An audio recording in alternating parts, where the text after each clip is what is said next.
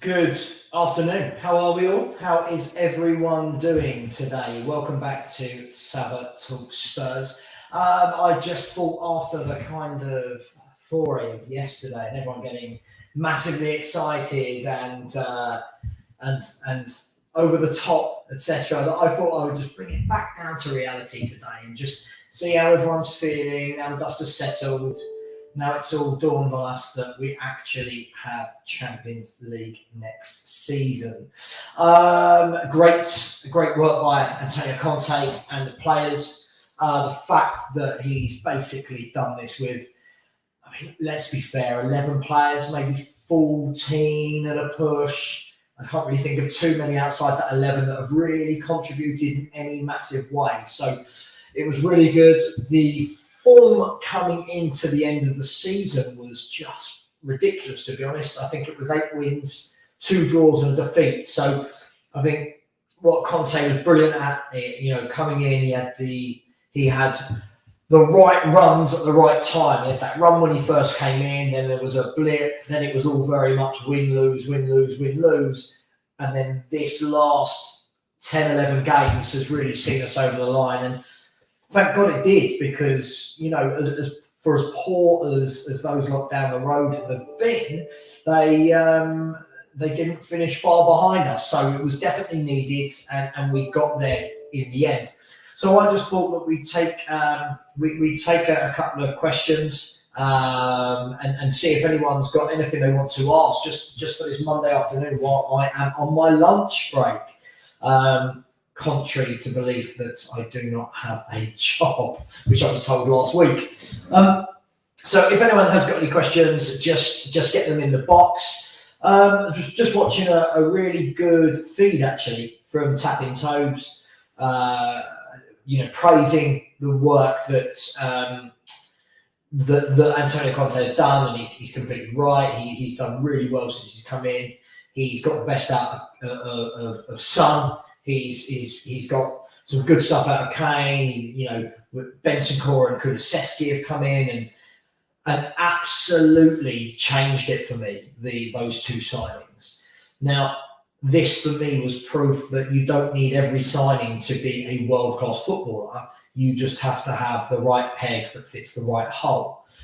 And we were talking about this last night on the Spurs Corner when I was with THFC Rants and with Henry Wright. And we were saying that, look, first of all, it wasn't difficult to upgrade in our central midfield area, which has been a real problem for many years for me. Since we lost Wanyama and Dembele, I think there's been a real lack of any presence in a midfield, lack of creativity, lack of leadership, lack of composure. The way that Moussa Dembele would put his foot on the ball and everyone just felt calm because you knew he wasn't going to give it away. You knew that gave us a bit of time to think about what we're going to do. And to a degree, I think Bentancur's come in and looked that kind of calming, steady influence. Not going to go over the top of that. I think he's a good player. I don't think lots of people will talk about world class, etc. I don't really get involved in the world class conversations. I think it's silly. But Bentancur's a very good technical central midfield player, and I think more than the influence that Bentancur's had on the team, I think he's had a really positive effect on Højbjerg, who gets a lot of stick from our fans. Højbjerg. And I think he's done a good job this season. I think, like everyone before the change of manager, I thought like it didn't really work for him because I don't think any of us really knew what we were doing under Nuno. I don't think anyone really knew the formation or the ethos, the tactics, the game plan. But since Bentancur's come in and played alongside Højbjerg, I'm seeing a more disciplined Højbjerg, who's not just a headless chicken running around the pitch. And what that gives us is that stability in midfield. Now, don't get me wrong, I still thought there's a lot of improvements that need to be made in that middle area. with, I think we still need to get two more central midfielders in, because I think outside of those two, I don't think there's anything really at the club that is what you would want to see in a Champions League squad. I think with the likes of Lo Celso and Ndombele, I think they definitely need to be moved on now. I think we've seen the type of player, the type of commitment that Antonio Conte not only wants, but demands. And I think that's more important. It's not what you want, it's what you demand. And I don't believe that either of those two will be able to play his way. I don't think either of them are that. I don't think they're that mindset. I don't think that's in their preset. So those two need to go. I think Harry Winks, I think we need to acknowledge, look, Harry Winks has done some good things for this club. I just don't think he's quite good enough. And that's no slander on him. I just think he is that level below what we need. So you kind of wish him well and then hope to upgrade on that. Then if we look at, and I'm going to come to all your questions in a minute, I will go through them all. I like to answer questions, but please, if there's any silliness, I will just block. Any talk of racism, any talk of silliness, let's just drop that out straight away. So before I come to your questions, I want to talk about Dejan Kulusevski, who seen him play for Juventus, and you could see he had talent. Didn't quite work there for him. I mean, difficult. I mean, Juventus were very much playing a 4-4-2. I don't know if that really suits him. From what I've seen of him at Spurs, he's had a really, really good impact. He's come into the team. He's assisted. He's scored. I think he's got like 13 goal contributions in 18 games, which is, I think that's right. Somebody will tell me if I'm wrong, but I think that's amazing when you look at it. I said yesterday, he's one of those that, is he the quickest? No. Does everyone need to be the quickest? No. Technically very good. He's powerful. He's hard to get off the ball. And he's got this lovely ability to drop his shoulder, cut in on his left foot. And it's another one. You know what he's going to do, but stopping it is just a different kettle of fish. So I think he's had a really positive impact. I'm looking forward to seeing what he does next year. I'm hoping that just continues to get better and better. And I think sometimes when I say about players that I don't get overboard, I don't get carried away, I don't think they're generational world class, it's because I want to see what happens. Because we see a lot of the time where it doesn't unfold. But everything about Kulusevski is telling me it should. But it should. Doesn't mean it will, but I really think this lad's got a really good temperament about him. He's an unusual footballer, but he's done really, really well in a Spurs shirt. And not many players come in and hit the ground running like that. So hats off to Kulusevski. It's been a real joy to watch. Let's just go to some comments and have a little look. So Just G Gamer, good evening, Savva. I had a great day yesterday. Yeah, I think everyone did. It was lovely, wasn't it, not to worry. It wasn't like we had to go away to West Ham and win to get top four. I think we all knew we were going to do it, right? Because Norwich are Norwich. Mr. Ianson, how are you? We're doing the quadruple next year. Emerson, top scorer. Yeah, absolutely. Kingman has said, good day, Savva. As a Spurs fan, what season always gives you the fondest memories? Difficult to say. I mean, there's been good times. I remember going to watch Spurs win the FA Cup in '91, and we finished third in the league that year as well, if my memory serves me right. So that was a really good season. And we went every week watching Paul Gascoigne. So this was an absolute wonder season for us, and what a player. You don't see players like that every week. There were some good seasons on the Poch. We had some really good times, went unbeaten at the Lane.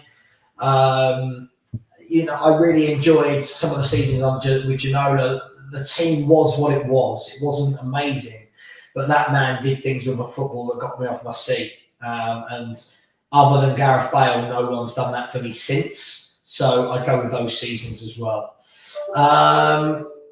Let's have a look. Question will come. I think it's going to be underneath. I think that's there. Do you think Spurs can win something with Conte? Always the difficult question to answer, because First of all, what's the time frame on that? How long is Conte going to be here? Is he going to be backed? Look, I caveat everything. Give Conte proper players, and over the next couple of years, there's no reason why we can't win things. But what we've got to do is we've got to build up to it. Not fans talking about the title and this and that and the other. Let's try and win a cup. Let's try and get some success under the bonnet, right? Let's try and get some success, because success breeds success. And so I didn't ever prescribe to all this stuff when Poch would say that trophies breeds arrogance, or whatever it is he said, and we want to go for the top competitions. I just think we need to win something soon. Hi, Savva. What do you consider to be a successful summer window? For me, I just want to see some top pros come in. I just want to see some players that have been there, seen it and done it. Pros that aren't... I don't want to see the Royals, the Gallinis, the Brian Hills, the Papasars, the Ngis and Kulus, Viniciuses, the Rodens, the Hearts. Don't want to see that. We need to see some top players that you go, yeah, that's proper. That means business. That's what I want to see. Right wing back, left wing back, centre half, centre mid, another striker. I mean, looking at a goalkeeper and a free. There's a lot of work to be done, and that's why I always keep my feet on the ground, because this is part of a journey. And this is why I see a lot of fans. And I just went on Tobes' stream, and there was some moron called AVI Troops going, "Oh, you're being negative. Oh, take your negative energy elsewhere." And I said, "What's negative? What? Because I'm pointing out that, yes, top four's good, but what are we doing now? How are we kicking on?" And when you ask a question like that, it gets misconstrued that you're completely negative. But being here before, what's different this time? That's the question. What's different? JJR Make, backup goalkeeper. Jesus, there's a lot of players you put there. Look, this list of players, yes, these are the sort of players you want to be seeing coming into our club. There's a lot of players on that list. I won't go through them all, but definitely a lot of players on that list that you think, yeah, bring them in. I mean, for example, if you sign a De Vries, a Bremer, a Bastoni, a Skriniar, imagine now you've got that person alongside Dyer and Romero. Straight away, much more solid at the back. Now imagine you get in wing backs like a Kostic, yeah, and a Male or a Baku. Suddenly you look at the team and you go, hang on, this has now got a different dynamic. So look, back him, and I believe great things will happen. Don't back him, and we won't. How high do you think Kulu's ceiling is? I've never seen a new signing adapt that quickly and completely transform a team. Really hard to tell what someone's ceiling is, but he's definitely got all the attributes that he could go on to be a real top player. Let's see what he does in the Champions League. Let's see when he's faced up against some top defenders. But he's a good player. He's a very good player that should do good things at Tottenham Hotspur. Some Spurs fans are saying they'll be in a title race next season. Look, I just look at it without a Spurs hat on, right? And I look at how far away Man City and Liverpool are. And I think, does anybody else out there truly believe that they're gate crashing that anytime soon? I actually believe that Man City will win it easier next year because of the signings of Alvarez and Haaland, and I'm sure they'll bring in one more. But I can't see anyone getting close to the top two. Want to be wrong. I want to be sitting here next year going, oh my God, we just finished second. I just think there's a lot of work to be done, and there's only one window between now and next season. So let's see. It seems us and Arsenal are in for Jesus. Do you think he'll join us over there because of Champions League and Conte? Yeah, I think we talked about this yesterday on the Spurs corner. I think Jesus is one of those. He's dependable. Pep Guardiola has trusted him for how many years now? He always does a job. He's not the best player. He's not the worst player, but he can play in a variety of positions. I think he gives his all. He works extremely hard. He gets the odd goal. I think he'll be an invaluable squad player, definitely. And that's what we need to do. We need to build a squad. So I think surely he'd join us over Arsenal, but let's see how that one pans out. We're going to be linked with everyone, aren't we, between now and the next season? For backup striker, Tony Mitrovic, Daka. I don't know how to say the next name. Isaac Carlson, the board, David. I don't mind that David, by the way. For me, I think what we've got to stop doing, we talked about this last night, is I don't want just another striker as a backup. I think what we need to do now is we need to get to the point where we're getting players that can play anywhere across that front line, and players that are going to play regularly. You know, we can't have another year where it's just Kane and Son playing 50, 60 games a season. It's not going to work. They're getting that bit older. Their legs aren't going to go on forever, and we need to protect them. So you've got to have a squad. Hello, Ian, the Mad Darlow fan. How are you, sir? Hope you are well. Let's have a look. Question: what position do you think needs improvement, and why? Who do you think can fit in Conte's system? The wing backs for me is everything. I've said it before. I think our wing backs are the worst fullbacks and wing backs in the league. I think they're dreadful. So that's the first thing. Then we need another midfielder, we need another centre half. I think another goalkeeper, another forward player. So, as I said, a lot to do. It's going to be a whirlwind of the summer. We're going to be linked with everyone. We're going to be let down by a lot of players. We're going to have fans getting way too excited for players that will never sign. But that's part of the game, right? It's part of the fun. All these players are some of the ones we should be looking to bring in the summer. Yeah, listen, the list you put on, I'd absolutely agree with you. It's just, you know, what's our aim? What are we going to spend? How many free transfers? What have we got lined up for sign-on bonuses?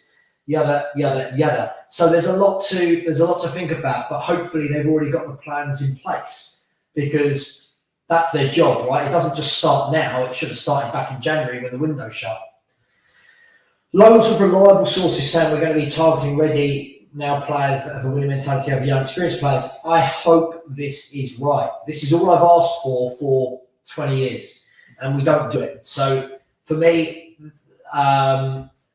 you know my feelings on reliable sources. Reliable sources are only reliable sources for the ones they get right. They get more wrong than they get right. But look, let's hope so. Let's hope Conte's told Levy in no uncertain terms, don't give me all these players at this level. They need to be there. Let's see. I look forward to it. Salah Kulu on Who Scored is the 23rd highest rated player in terms of players who play right midfield, left midfield, central attacking midfield, left wing, right wing, centre forward, striker. Wow. I mean, look, his versatility is invaluable. And those stats are only based for players in the top 5 leagues. Okay. Let's see. My highlight was at Wembley for Man City replay and watching Villa scoring that goal. Oh, Ricky Villa. Now there's a footballer. What a goal that was, by the way. And if any of the younger fans have never seen that Ricky Villa goal in the cup final, please YouTube it. That was a wonderful goal in a big occasion as well. Hello, Savva, no disrespect, but I don't see Spurs as rivals. We beat you every year. You don't win any trophies. Stop comparing Spurs to Chelsea. You are getting excited about UEFA Champions League music, but we have won it. Chelsea Blues, first and foremost, I don't think I've mentioned Chelsea once. Second of all, I think of all the Spurs fans, everyone in my chat will tell you I don't get excited by things like Champions League. Yeah, I get excited when we sign top players. So I feel like this is probably aimed at some of the other Spurs podcasters, but not me. Look, Chelsea, it's going to be an interesting summer for you guys over there. What's going to happen? Who's buying you? How much money they're going to put in? You've got lots of players leaving, right? Well, Rudiger's leaving, Christensen's leaving. What's going to happen with Lukaku? Is Gallagher going back? It's a big year for you lot, so let's see. But I don't believe I've once compared us with Chelsea. Why would I? You guys win titles and Champions Leagues, and we've won one trophy in 21 years. So I think you've got that mixed up. Nicholas, hello mate. I think you're a Liverpool fan, aren't you?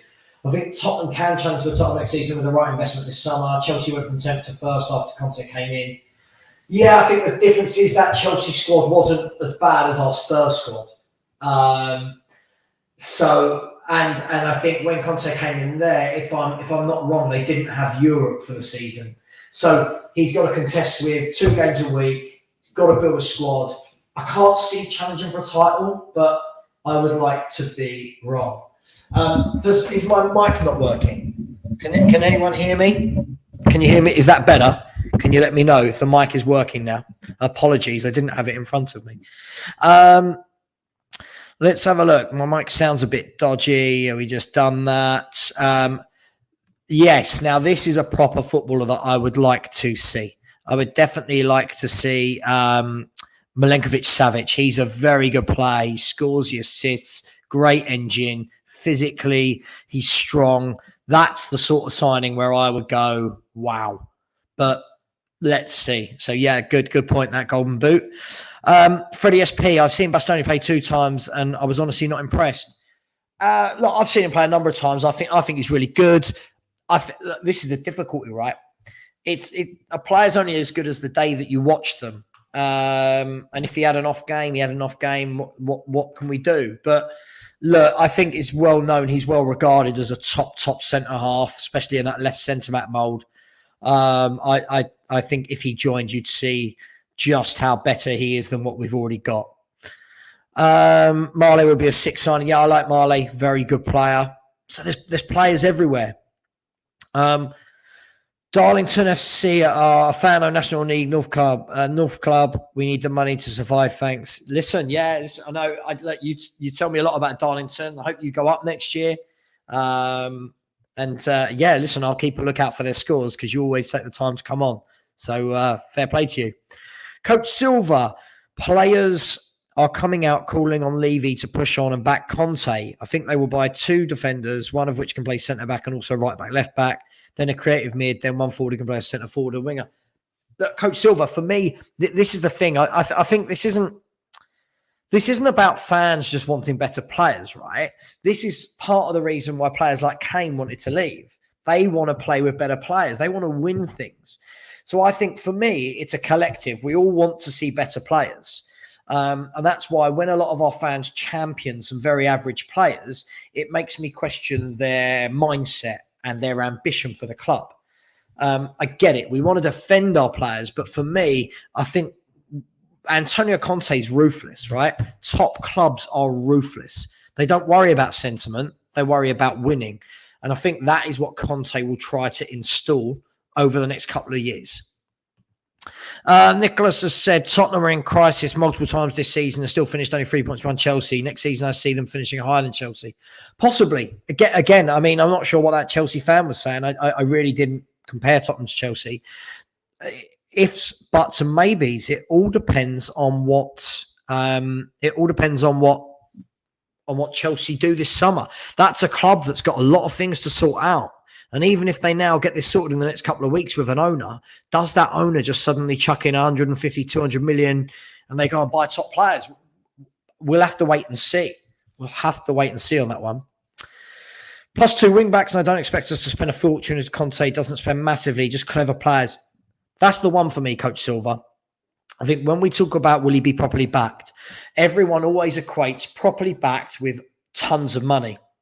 Properly backed for me is sensible. You know, there are lots of good players out there on a free transfer that you could go and get. There are lots of players on a loan. So for me, I think the word that you've used there which sits with me is clever. So when I keep getting told, oh, you should support Man City, you obviously want oil money. I've never once asked Daniel Levy and Joe Lewis to put in 200 million a window. What I have asked is that we just stop getting 100 million in a window and buying 7 or 8 players for that money. Because the law of averages tells you if you buy 7 or 8 players for 100 odd million, what are you getting for that money? Just clever signings. Is my mic working? Can I just check? One thing we know for sure is that we will not get all our targets, and I can only see us getting 3 to 4 players in. Let's see. I mean, at the end of the day, if all these so-called reliable sources are right, then we'll have a lot more players coming in. But I think we're gonna have to base this on right. Who leaves? Are we going to get clubs coughing up money for Winks, for Ndombele and Lo Celso and Rodon and Sanchez and Reggie or whoever's going? Are we going to get the bids? And is Daniel Levy prepared to take a hit on what he paid in order to put money back in to build the club? That's what I want to see this summer. That's why when everyone's going mad and Champions League, that's great. But being here before, I just want to see what do we do. I would love Matty Cash for right wing back and Kostic. I agree with you. I think players like Matty Cash, again, sensible signings. I'm not saying Villa would sell him, but it doesn't always have to be a world-class player. I just think there's so many good players out there. And when you put Matty Cash next to Emerson Royale, Matty Cash looks like World Player of the Year. So, yes. Can you just check, is my mic working, please? Georgios. I'm going to go with Greek. Are you Greek like me, my friends? Would you give Levy any credit for his decision since last summer? Finally bringing in an actual director of football, sacking Nuno, bringing in Conte. I don't attribute that to Daniel Levy because Daniel Levy had to do that to save himself because he made terrible decisions for years and years and years before that. So this, for me, wasn't really credit to him. This was more an act of desperation coming out of him. He is constantly covering up mistakes. So, look, I don't want to get into a Levy debate. I don't care for Daniel Levy. I support Tottenham Hotspur, not Daniel Levy. Philip Kostic and Marley would be sick. Yeah, look, these are the sort of players that all of a sudden I'd be excited to see the wing-back formation. I don't like the wing-back formation we play right now, and I'll tell you why. It's not that I don't like the formation. I just think that for this formation to be a success, it relies so heavily on the two wing-backs, and I just can't stand any of our wing-backs. So Mike is better now. Good. Get some questions in, people. I'll answer anything. It can be about any club, any football game, any football player. Happy to be honest and open. Hello to NS Sports TV as well. Clearly a Chelsea fan. Welcome. Tuchel said Spurs could compete for the league and said only 5 teams excluding Arsenal. I can't see it and think that is more his board to spend. Look, I think the difficulty is we take too much stock sometimes with what people say. So, for example, at the beginning of the season, you'll always see Pep say something like, there's 5 clubs that could win it this year. It's going to be really tough. Deep down, do you think he believes that? Like, deep down, do you really think Pep's looking at Tottenham Hotspur going, they're going to challenge us next year? Not yet. I can't see it yet. You've got to have squads. Our fans don't seem to realise this. To be in 4 competitions and 1 be in the Champions League, you've got to have a squad. You've got to have a squad that's capable of playing, of when a player comes out because he's played on Wednesday night in the Champions League, when he's playing on the Saturday lunchtime kickoff, who's replacing him? Are we then bringing in Emerson Royales and our level goes to there? Or are we bringing in Marleys, Lampteys? Do you know what I mean? Chelsea Blues, not you, Savva. I meant toxic, positive Spurs fans also. Who is better, Kulusevski or Saka? Yes, I agree with this. I do think toxic positivity, I think, can ruin football. What I think is it's made lots of people, and there's people in this chat who do it, that they use words such as agenda. If you have an opinion on a player that's not the same as theirs, it's an agenda. Yesterday, I was told I had an agenda against Rodon because I don't rate him. I mean, listen, I'm a Spurs fan, right? I'd love every Spurs player to be world class. Why would I have an agenda against a Spurs player? It's simple. I either like them or I don't. It's nothing to do with their race, their creed, their colour, their religion, their sexuality. I don't care where we bought them from. I like a player or I don't like a player based on their ability, not personally. Like Emerson Royal, I can't stand as a footballer. I'm sure he's a lovely guy. There's a huge difference. And that's why toxic positivity, like this idiot AVI Troops, who I was just having a bit of a chat with, they don't like it if you try to bring some context to a conversation because everything is so black and white. Everything is Spurs are the best. I can't see out of that tunnel. Who is better out, Kulusevski or Saka? I take Kulusevski all day long. I think that Saka's a good player. I think he's massively overhyped because he's English. I think lots of people talking about him being young player of the year or player of the year. I don't see it myself. I think he's okay. But Kulusevski's done... How much has Kulusevski done in such a short space of time compared to Saka. But look, Saka's a good player, and it is what it is. Get some questions in, people. Thoughts on Mikel Arteta? Some of the deluded AFTV lads think he is as good as Conte. I don't see Arsenal progressing under Arteta, especially as they will now play Thursday, Sunday.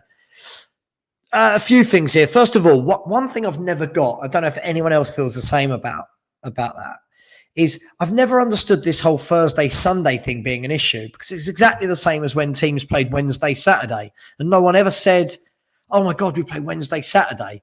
So I don't understand the Thursday, Sunday comparison. But my thoughts on Mikel Arteta is that he wasn't ready for that job. It's a big leap going from being Pep's number 2 to managing a big club like Arsenal. And people laugh, Arsenal are a big football club.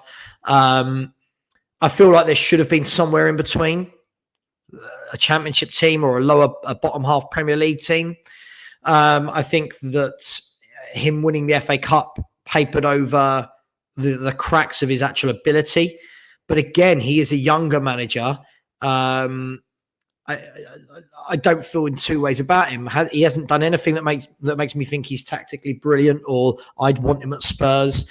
And as for the AFTV lot, look, they're doing it for the money, aren't they? They're doing it for the money. They don't truly believe he's better than Arteta, because that's just ridiculous. Big up again to NS Sports. He has said our owner has come out and said that he has the intention of making 2 statement signings. Well, look, let's see. I mean, this is what I mean. This window is going to be really, really interesting. You've got Ten Hag that they're talking about. I mean, this is a rebuild. I don't like the word rebuild for Spurs because we never built anything. But this is the mother of all rebuilds needed at Man United under Ten Hag. Leicester City are talking openly and publicly about a rebuild. You've got, they've got a lot of players now that have been there a long time. They need to move it on, mix it up. You've got Chelsea. We don't know what's going to happen. Will Arsenal go again? Are they going to get another £200 million injection? How much are Spurs going to spend? Yeah. Liverpool, Man City. Well, Man City have already played their card with Haaland. And do they need to do a lot else? Liverpool just bought in Fabio Carvalho. They bought in Diaz in January. They'll add 1 or 2 as well. It's going to be a very interesting summer. But I'd be interested to see who those statement signings are for Chelsea. I would guess one would be a centre-half. Just G Gamer, who's going to win the league next year? Will City make it fight? City. Sorry, I know Nicholas in the chat will have a go at me. I can't see past City. I think they are phenomenal. For me, they play the football I like. I think they've got the strength in depth that they've got. The fact that they don't rely on one man to score their goals or 2 men, they spread it out. So here's a fact for you. Man City have 8 players in the top 50 Premier League goal scorers. Liverpool have 3. So it just goes to show that, they're not relying on 2 or 3. They are sharing that love. Now add in Haaland, add in Alvarez. And if anyone hasn't seen Alvarez play, that's a lethal goal scorer. I can't see past City. Someone tell me I'm wrong. I just can't see past City again next year. But at some point, and listen, I'm a big fan of Pep Guardiola, but at some point next year, maybe he's got to win that Champions League. They're getting close. They're teetering on the edge, but he's got to get over that line. Party after party. Hello, good morning to you as well. I like the way you spelt my name. Incorrect, but I prefer that. Mike is fine. Thank you very much, Jordan. Get more questions in. Let's go. If Daniel Levy came on your channel, what would you say to him? And would you be polite? Well, of course I'd be polite. I don't dislike Daniel Levy as a human being. I don't know him. I dislike the way that football has not been the priority at Tottenham. Huge difference. I don't dislike people for the sake of it. I would be polite. I would want to talk to him and say, look, why do you charge us the highest tickets in world football, but don't buy the best players? Why is everything about property? I just have the normal chat with him. That's all. That is all. I wouldn't be rude to him. There's no hate. There wouldn't be any Arsenal fan TV people shouting at him. So Sorry, I'm just actually speaking to Michael Bridge off Sky Sports right now because he's coming on my show tomorrow, the actual show I'm doing. So let's see if we can get him on. He's always good to talk to and a massive Spurs fan. Let's see. David Thompson, Kostic and Spence will improve our wing backs considerably. Then, like you, I might enjoy this system. I think that's the thing, David. I don't think I don't dislike the system. I'm a huge fan of, you play with the personnel you've got. And I think we get away with a lot because Kane's son, right? And I've said that for years. So we will always get away with a lot. But wouldn't it be great to see wing backs that actually go and attack their fullbacks, beat a man, can cross a ball? I'm talking to Alexander-Arnold, Robertson, Walker, Cancelo, these type of players, that Cucurella, that just go and attack and you think, yeah, this is exciting. So I agree with you on that, David. Golden Boot son, would you sell Royal and Reguilon and keep Doherty and Cesc for backups to a Perisic or Cash? I would keep Reguilon over Sessegnon all day long. Ideally, I'll be honest, I don't really rate any of our wing backs. I'd keep Doherty as a backup. The rest of them, I think by now. You know I don't rate them. But again, I don't think it's going to all happen in one window. So we will see. Where are we? Okay, so despite Leeds conceding bucket loads of goals, their impressive young keeper, Ilian Meslier, done well. Hugo's probably got 2 more seasons left with us. Meslier is only 22, one for the future. Look, again, what I've seen of him, it's difficult to tell, isn't it? Because he's always under pressure. It's difficult to tell how well someone would do. I like him. I think he's a good goalkeeper. Is he the best option out there? I don't know. Are Leeds going to charge a bomb for him? Yes, I think we are. Yeah. I think they are. Hi, mate. What do you think of Son world-class shouts? Oh, God, we're not going to do the whole Son is world-class debate again, are we? In my opinion, he's one of the best in the world in front of goal, but not as a player. FM22 fanboy, if you had just seen my comment on Tapping Tobes' channel, I literally said the same thing. For me, he's a world-class finisher. I don't think he's a world-class football player. There's a huge, huge, huge difference. And I know people don't ever want to hear that.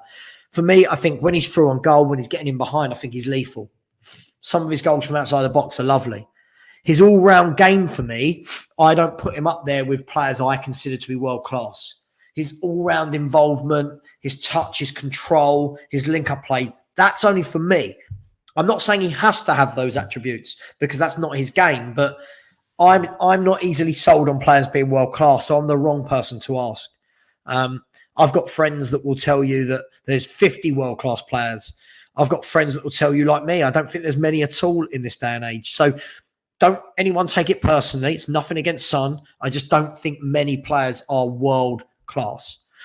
One of the real fans, big up Savva. Thanks, Louis. Look, do you know what? I think everyone is a real fan. I just think that some fans, they don't want to have their mind opened up to context and the truth about what's actually happening. They just want people like me to sit here and go, it's brilliant, we're amazing, it's great, Champions League, we're going to win the league.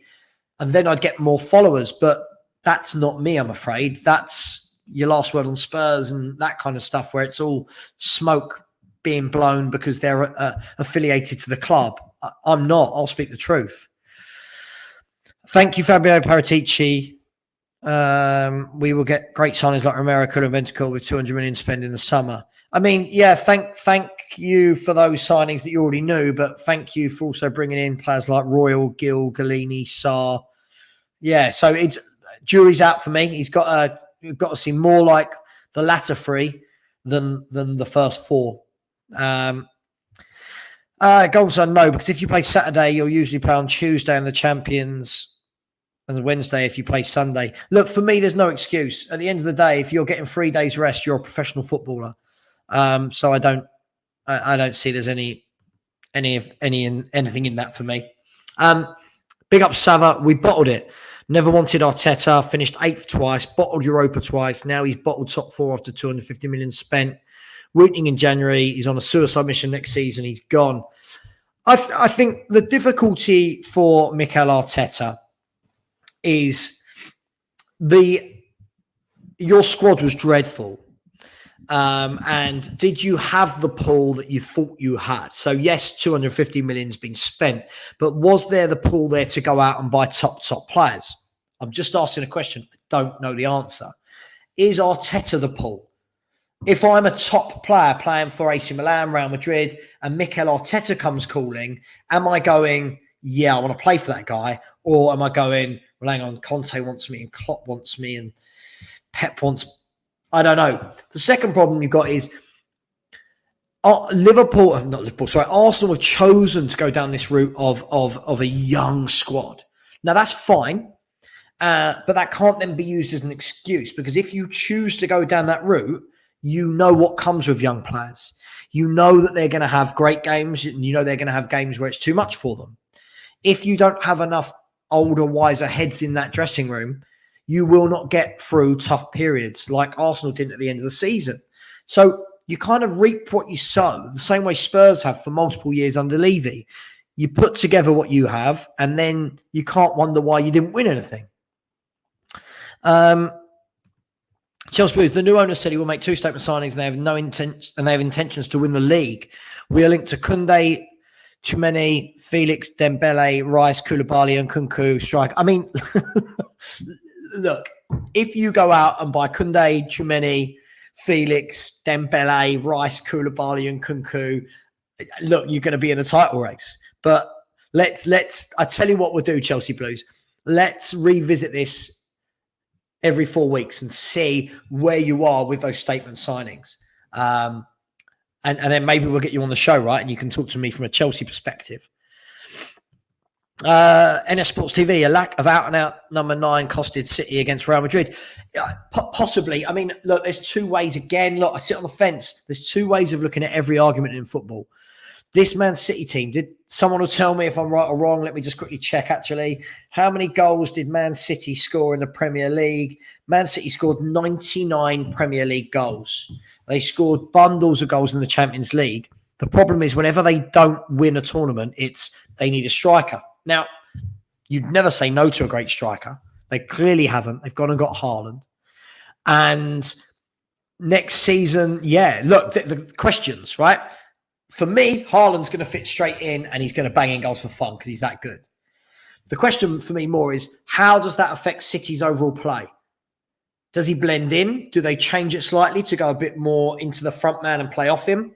I don't think that's how Pep plays, but lots to be seen. And look, that statement will be completely true, NS Sports, if we're sitting in next year and they've won the treble. If they do the league, the Champions League, FA Cup, whatever, that or the league and the Champions League, then yes, that statement would be completely true. It's just scary that a team that good can go and get a striker as good as Haaland. Keep your questions coming in, and thank you. I don't say thank you enough, I don't think. Look, thank you. There's a lot of people in here that have been in here for the last 3 weeks since I started up my show again. And I do appreciate it. I appreciate that you take the time to watch and that you join in. And then hopefully you guys appreciate that, I do like to get all your questions read out. And I know a lot of podcasters don't, but I think it's all about interacting. As long as it's polite, I think it's all about interacting. Freddie SP, I've got no doubt. I'm sure I'd love to go to a steakhouse with Daniel Levy. I'd let him pay, of course, and have a good chat with him. I just don't, I can't look beyond our lack of success under his tenure. I think we can all agree on this. NS Sports, yeah. I think it's difficult for Arsenal. Look, if I look at it from a Spurs point of view, it's great to see what's happening. My Arsenal mates who are very honest, I don't have Arsenal mates that are like AFTV. They'll just say, well, look, this is what we put together, right? This is what you expect. When you go into the second half of the season with Nketiah and Lacazette, what do you want to happen? Do you think Haaland will make an instant impact, or will it take time for Alvarez? He's a Pep-type player. I think he'll make an instant impact. Have you seen what this lad has done in the Champions League at such a young age? I don't think there's many good defences in the Premier League. I think lots of centre-halves will have a nightmare next year trying to keep this lad quiet. He is a physical specimen. Goldman said at Chelsea Blues, what will happen if Abramovich wants his 1.5 billion repaid? I'll let you guys discuss that. Where are we? Where I keep getting the questions in. I don't get the Martin Odegaard hype. I don't get the Martin Odegaard hype with Smith Rowe. If we're talking about those two players, I think Odegaard's a good footballer. He's a very neat, tidy footballer. I'd like to see Odegaard play in a team where they've got an out-and-out striker. I think it's difficult when he's feeding Lacazette and Nketiah. I think it's difficult. I think he's a good player. Again, though, people just want to make people brilliant or shit. I think he's a good player. Can he go up a level? Of course he can. Let's see. But I think he's a good footballer. I just said good. I didn't say Clark, just a good footballer. Who's had the better season between Liverpool and City, considering Liverpool win the Champions League? Well, first of all, I think if Liverpool lose the Champions League final, then City have had a better year. Factually, right? They'll have won the league and you've won 2 cups. If you win the Champions League, then you've won 2 cups in the Champions League, and I think you've probably had the better season. But I think Liverpool have to win one of those big 2 to be in the same conversation, right? Otherwise, what you'll get a lot of is fans going, oh, well, we nearly done the quad. But if you don't win any of the big 2, then it doesn't really matter, does it? So I think that question will be answered late on Saturday night. I'm actually going to be in Barcelona for the final. So the final's not in Barcelona. I'm going to be in Barcelona on a weekend trip. You didn't need to know that. Sorry, Nicholas. I was just spouting. Any relegated players you would take? I'd take Pope. Again, I take these people as squad players. I take Tarkowski as a squad player. I quite like McNeil. I don't know where he'd fit in the Spurs. Not too many, if I'm honest. Not too many. Not a single player from Norwich. I can't think of anyone from Watford. Sarr maybe, but I don't think. No, not many. Who would I take from Leicester? Harvey Barnes. The obvious one is Maddison, Fofana, Justin James, Castagne, Schmeichel. I think you've got some really good players. I think you've had a difficult year, but I think you've come back well towards the end of this year. I think you had a really difficult start, and I think I think Jamie Vardy missed 13 Premier League games. I was looking earlier. Jamie Vardy actually got 15 Premier League goals in 25 Premier League starts. It's phenomenal, really, for a guy of that age. Does really well. Keep getting your questions in. Chelsea Blues, rank these left backs: Robertson, Chilwell, Reguilon, Tierney, Cucurella. Robertson, followed by Chilwell, followed by Cucurella, followed by Tierney, followed by Reguilon. There you go. Simple, that one. Robert Sanchez from Brighton, I really like him. Yeah, decent player. I mean, if we're looking at backup keepers, then yeah, why not? Spurs season out of 10. I say 8 because no one has us finishing 4th. Well, I'm actually doing a review show tomorrow with Michael Bridge from Sky Sports where we're going to go through that. But yeah, I would say 8. I think that's a fair reflection. I think we could have done a lot better in cups. We were poor in Europe, but not yet. Agreed. I was one who didn't think we finished 4th at the beginning of the year. I think only started to believe once Conte had the reins. So an 8 sounds about fair. Here we go. Akash, how are you, my friend? Hi, Savva. Who do you prefer, Forster or Johnston? I'd prefer Johnston, but can see the club going to Forster because he's the cheaper option. I don't really mind. I'd take either of them. If we're talking about a backup keeper, right? I think they're both steady. I think what you want is you just don't want a Galini. Yeah, you do not want a Galini to come in when you're not playing, when Loris isn't playing. You want a solid player. So I'd take either of those. I mean, it makes sense. Both English, not going to cost any money or not a lot. So yeah.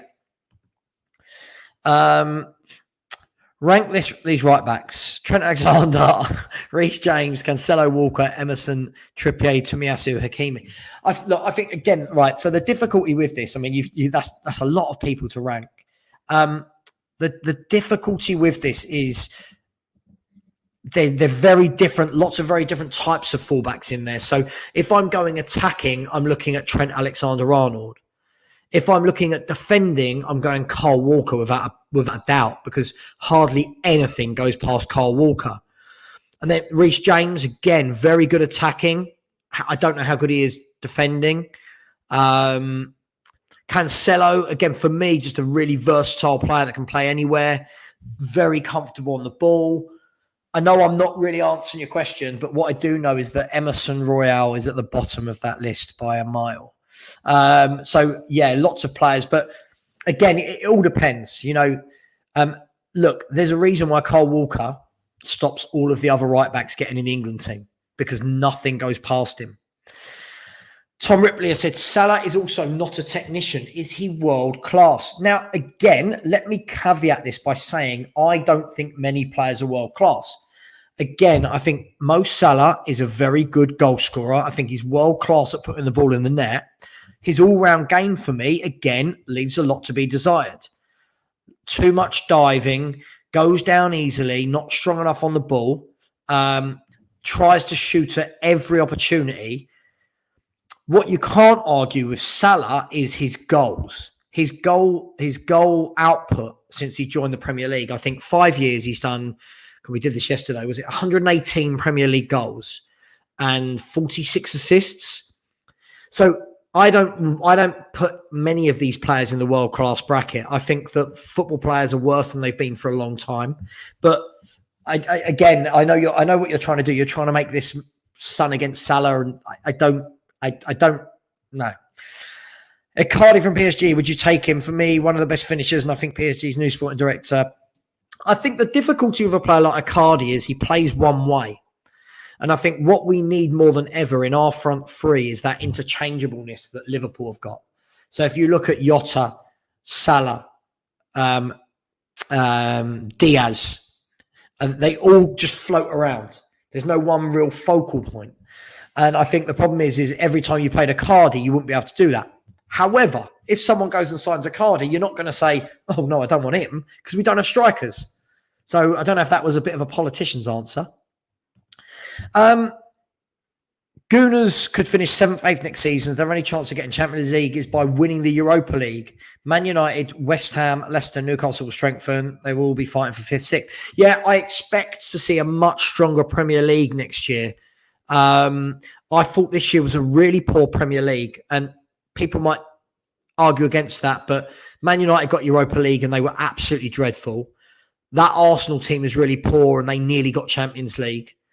I think you take the top two out, and this league is weak at the moment, but I think a lot of teams are going to spend again. So watch this space. Party after party has said squad needs to be beefed up for World Cup and Champions League next season. Needs to bring in 5-6 players. Yeah, look, of course, that's it. It needs to be 5 or 6 players, but it needs to be 5 or 6 of the right players, the clever players, the smart signings. Crocodox has said, what teams do you think were the biggest underachiever and the biggest overachiever this season? The biggest underachiever has got to be,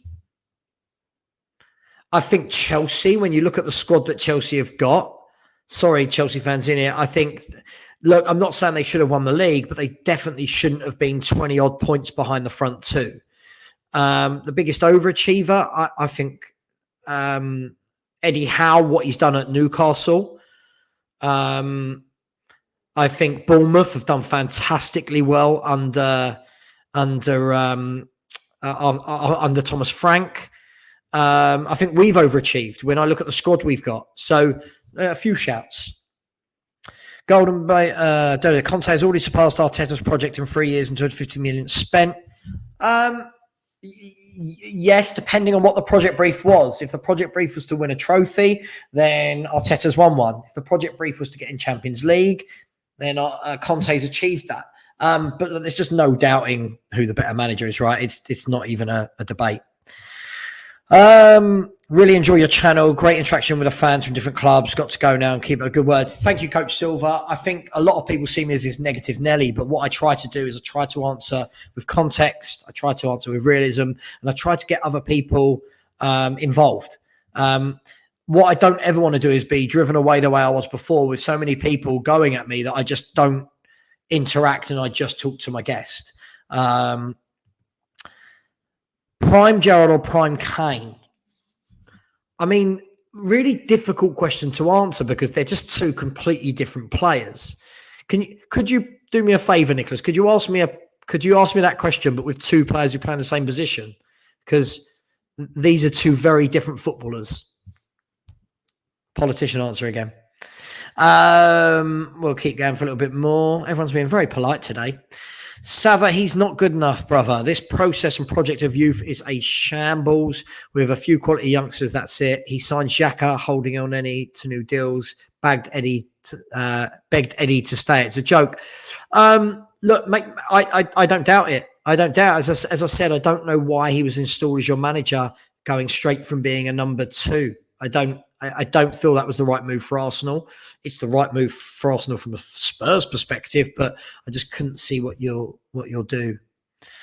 I think you'll see Haaland's goal tally plummet from what he was getting in the Bundesliga because the Premier is a harder league and City don't play with one vocal point. I don't think it'll plummet. I think he'll score goals for fun. What you've got a tendency to do, Golden Boot Son, is if Haaland was signing for Spurs, you would be telling me he's the best striker in the world and he's going to score 50. But because he's gone somewhere else, you're putting him down. That's what you do. I'm not knocking you, but you're so biased to Spurs, you can't see the good in anyone else. This guy will score goals for fun. Look how many chances Man City creates. He will score for fun. What was my earliest memory as a Spurs fan? God, I was taken to my first game when I was 3. I don't really remember it, but my earliest memories were playing in. I went to a cup game, and God, for love nor money, I can't remember who it was, but I remember Clive Allen scored. I remember seeing some really good players in the Spurs shirts, like Chris Hughton and those types of players. And I just remember the pitch was disgusting. The crowd were all on top, and it was just, I remember a great atmosphere, and I was just so young trying to take it all in. And then my first proper memory that I can pinpoint was I went to watch Spurs on the opening day of the season against Man City. I'm going to go with I think it was the season we won the FA Cup. I'm going to go with 1991. And I remember Spurs playing Man City, and Peter Reid and people like that were playing. And I remember Gaza just did some outrageous things with a football. Lineker scored. Paul Walsh scored. It was brilliant. I really enjoyed it. I don't think Haaland is an out-and success like everyone thinks. I believe this is a chance he could flop. Luis Diaz is a better player. This is, unfortunately, Nicholas, this is the problem with tribalism. You believe Luis Diaz is a better player because he's signed for Liverpool. Haaland is so good, and so many people saying he's going to flop will look really silly this time next season when he hasn't. He's a brilliant player. He's joining a brilliant team. He's joining one of the best coaches in the world. I don't know where this is coming from fans. A completely different player to Luis Diaz as well. So again, how do you judge them? They're going to be judged on different things. They've got different attributes. I think that's just judging two players that don't need to be judged together.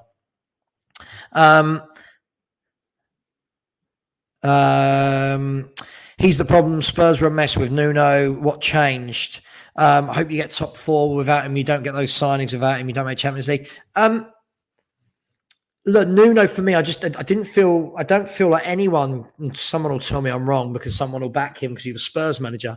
I don't really understand what he was doing. I don't understand what were the tactics. What was the game plan? We didn't. The players clearly didn't. The players did not work hard for him one bit. And Conte changed. That's what Conte came in, and it's that aura, isn't it, in the dressing room? You are not able to rate Doherty as a wing back and misused. I don't mind Doherty. Doherty's all right. But when you say rate him, I think Doherty should be one of 2 wing backs and not the preferred starter. I don't have anything against Matt Doherty. I agree with you. He was bought and then played in a right back position when he wasn't a right back. He was a wing back. But as I said on the show with Henry last night, I thought he was playing really well and getting into some sort of rhythm and form before he got this injury. So, yeah, I don't go with that sweeping statement that I don't rate him. I think he's probably the best of our 4 wing backs, maybe. Justin James. Is it Justin James? It is, isn't it? Leicester. I'd take him all day long. James Justin. All right. So I got the 2 names the wrong way around. I see what you did in K-Show. Spurs will finish 3rd next season on 85 points. Killer Conte's coming. Bald, pep and flop. I don't even know. See, point after point, this is the thing. Like, I don't talk like that. I feel like that's a really childish thing to say. Bald, pep and flop. I mean, just weird. It's 2 top managers that shouldn't be disrespected. Yeah. I know. Savva, I have to say, we think our fans are bad. I've never heard so many excuses from Arsenal fans. It's unreal. Oh, listen, Arsenal fans have their section of fans the way we do. The deluded fans that can't see anything wrong. My first time on your stream, mate. Nice to find an adult and one who talks calmly, respectfully, and rationally. Can't see Nick Pope come in to sit on the bench. No, I don't think Pope would either, but I just think from the relegated clubs.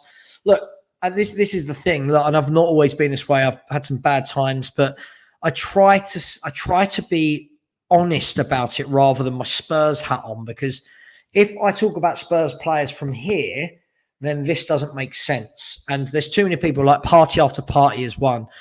There's no rationale behind the predictions. There's no rationale behind what they say. It's just, I'm saying this because I'm a Spurs fan and we're the best. Football doesn't work like that, right? And you learn that as you grow up. But thank you for the kind words. If Celtic and Rangers played in the Premier League, what position would they finish? I think Rangers would be about... Again, it would be, I don't know, because I'd have to see who they bought. I think Rangers would be about 15th. And I think Celtics, I think they'd both be around 14th, 15th. It'll be interesting to see how they'd spend, who would go there if they were in the Premier League. Always been a question, that one. It all depends, because if they were in the Premier League, they'd buy better players than they buy now. Golden Boot, Reece James is the best all-round wing back. I like Reece James. Very good player. Scores a lot of goals.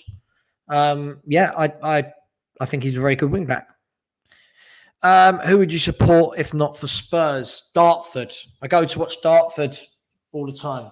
They're just down the road from me. Conference South. It's a good day out. It's a good laugh. You see some good players. You see some terrible ones, but you see some good players. The commitment is second to none. So I'd be a Dartford fan. I hope you're probably expecting me to say Man City, right? Don't try and catch me out. Totti N17 has said, does anyone really think Levy will do anything different this summer? It will be the same old tripe, sell before we can buy. Late signings, i.e. no pre-season. Look, I want it to change. I want it to change. Let's hope. That's the hope is that we don't do what we did last summer or the summer before. The hope is that now we start seeing the 3-4 signings that come in first and we go, yeah, oh, that person's going to slot straight into the team. Oh, yeah, he's going to go there. Not like last year when it was like, right, okay, Galini, he's not going to play. Right, Sarr, gone on loan. Gill, not going to play because Son plays on the left. Royal, okay, not an upgrade. A downgrade. That's what you want to see. You just want to see that our players are here, the players coming in are that level above. Then I'll be happy. Personally, Walker would be better in right centre-back role like Davis. I don't doubt it. I think he can slot in many positions. I just think Kyle Walker is such a tricky customer to get past. You watch Man City play. Look at that first leg against Real Madrid when Vinicius Jr. destroyed them down the left. That wouldn't have happened with Walker playing. And we know it. That wouldn't have happened. He wouldn't have beat Walker for pace like that. The Levies of this world don't change their spots unless physically forced to. Again, that's what I want to see. I want to see those spots changing. And they haven't to date. Wouldn't take any relegated players. We need to stop buying backup players as if our starting 11 is tight when equality, improve our starting 11. Listen, I agree. What we've got to do, though, is we've got to build a squad. What we can't do is, and this is what happened under Poch, not Poch's fault, but what happened under Poch was fans kept saying, oh, we don't want to buy that player because he won't sit on a bench behind so-and-so. Got to have a squad. Going to have lots of games. Daryl Denton, hello, Daryl. Rangers Celtic would finish 13-14 if they're lucky. It's one of those questions that's impossible to answer, because if Rangers or Celtic played in this league and they had Premier League money, I think they'd attract better players, right? So it'd be interesting to see who would they sign. If they were joining with their current squads, it would be a struggle because they wouldn't score with the regularity that they do in Scotland. In Scotland. But we've seen from Rangers that they're not a bad outfit, are they? Look what they've just done. Rate these managers from best to worst. Ancelotti, Klopp, Guardiola, Conte, Tuchel, Ten Hag, Arteta. Oh, good God. What am I basing this on? Look, I'm going to start with Pep, followed by Klopp, followed by Conte, followed by Ancelotti, followed by Tuchel, followed by Ten Hag, followed by Arteta. Difficult. What's it based on? Is it based on winning? Is it based what? So difficult to say who's better at what. They're all so different, right? Like if you want the free flow and attractive football, and you want all your players to suddenly be brilliant on the ball, you want Pep. If you want that togetherness, that kind of, what do you call it? Like rock music, football, whatever, you want Klopp. If you want hard to beat, work ethics, substance, you want Conte. It's so different, isn't it? It's really difficult to say. Big up Savva. Yeah, always big up Savva. Thank you. Prime Suarez or Prime Kane? Oh, God. I thought Luis Suarez was an excellent player. I'm going to go with Kane because I think Kane can drop deep and create. But Suarez was phenomenal. I mean, I'd love to have seen them as a partnership, actually. I think they would have been a brilliant partnership together. How super is Super Mick Arteta? Okay. Rolls Red has said, I don't get your agenda on Emerson Royal. He plays for Barcelona and he's Brazilian. Yeah, but the problem is, Rolls Red, it's not an agenda. I just don't rate him as a footballer. I think he's dreadful. He can't do any of the basics. He played for Barcelona and he's Brazilian. So what? I don't care. Doesn't make him a good player. People may not agree with this, but I really like Sebastian Haller from Ajax. Very technically gifted striker. Look, I think it's one of those. He's done well at Ajax. Didn't do as great at West Ham. But again, when players sign, you have to look as well. Where are they joining? So had Sebastian Haller gone to a Man U, a Man City, a Chelsea, would he have been a success? I don't know. I'm just putting it out there. But he's done well. He has done well. Bias aside, who would you say is better, Luis Diaz or Dejan Kulusevski? I would say that Diaz is further along in his journey and is a more exciting player. I would say that Kulusevski has got different attributes. The skill of Diaz is great. I really like watching that guy on the ball. He's got some lovely tricks. I tell you what, let's revisit that next year. Let's see how they both get on in their first full season of the Premier League. But both have come over and done really well. I didn't put Haaland down. He's brilliant. Yeah, I know, but again, you get my point, right? If he was signing for Tottenham, all our fans would be telling me that he's going to win the Golden Boot and we're going to win the league. But because he's joining City, that aren't Spurs, we all say he's not going to do well, and it just doesn't ring true. I don't think we're saying this is a much tougher league than the Bundesliga to score goals. What defenders are going to worry him? Who is really going to man mark Haaland? Who when he comes off the pitch, who is he going to say that was a really tough game? Can't think of many. I think Conte rates Doherty. We're going to go for 20 more minutes, people. 20 more minutes. I think Conte rates Doherty. It'll be interesting to see whom he brings in. Yeah, I agree. I wouldn't say I'm not getting rid of Doherty. I'd keep him. Savva, do you think Levy will prioritise the football team rather than his sporting events, entertainment and property assets for the last 21 years? I don't think so. Richard, this is my worry.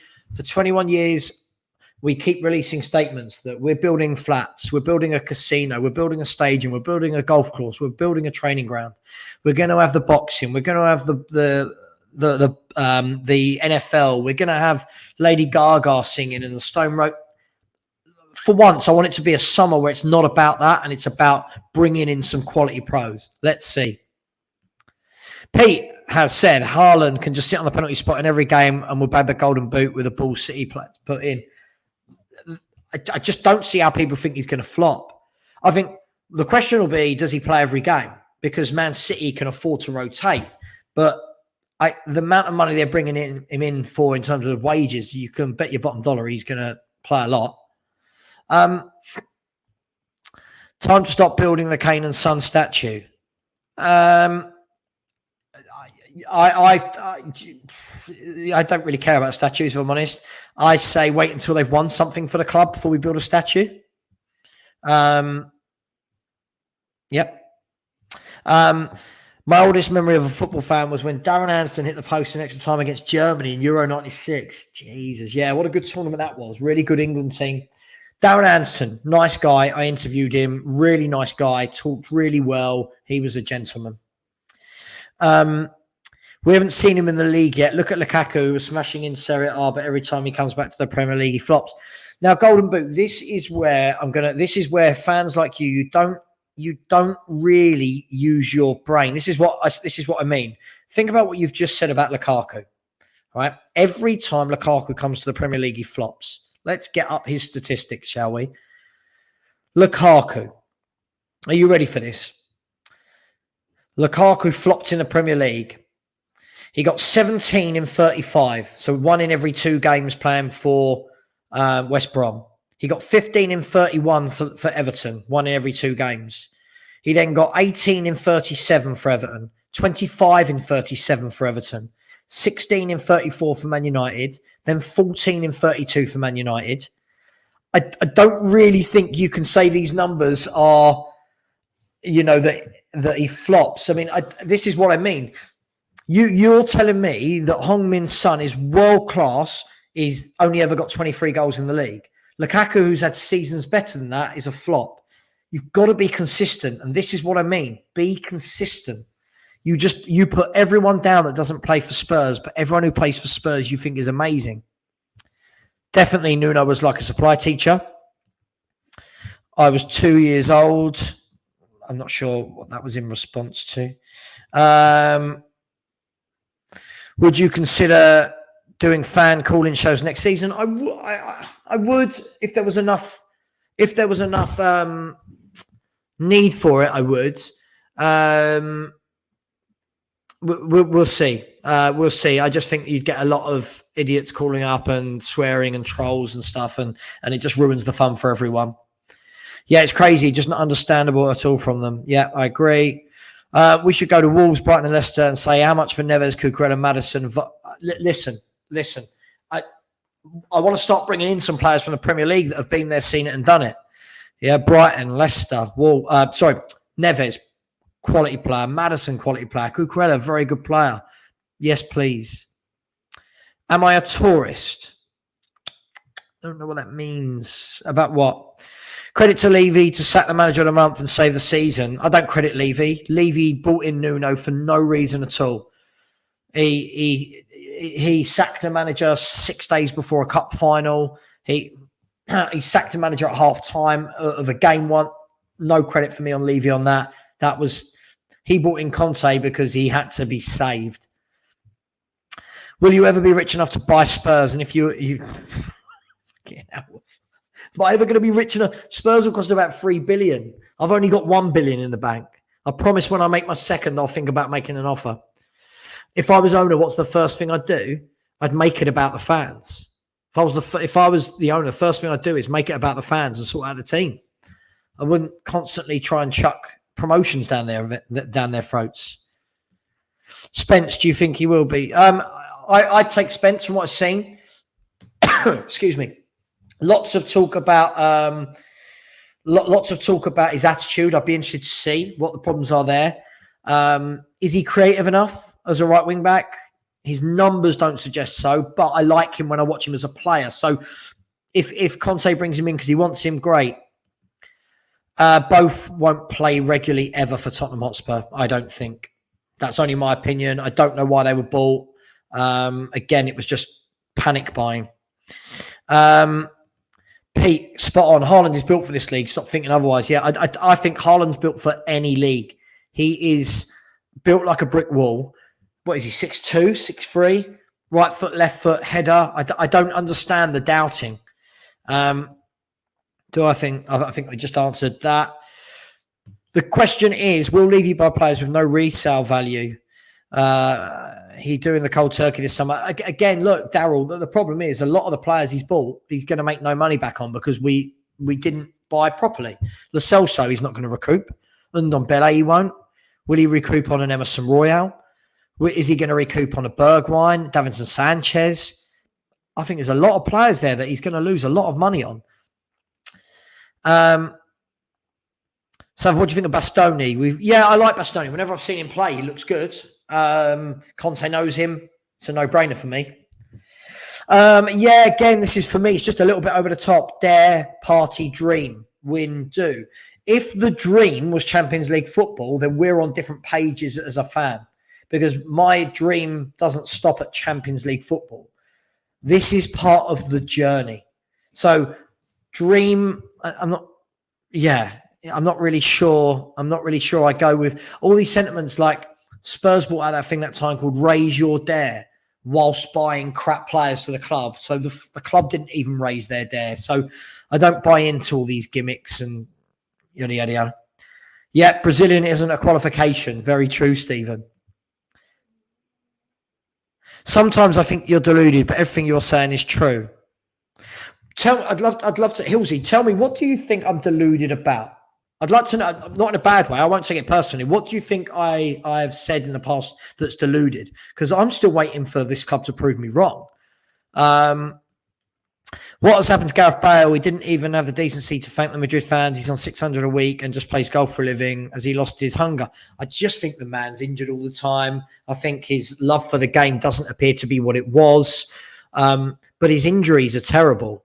If you look, I think we showed the other night that the last time he played over 30 games in the season was 8 years ago.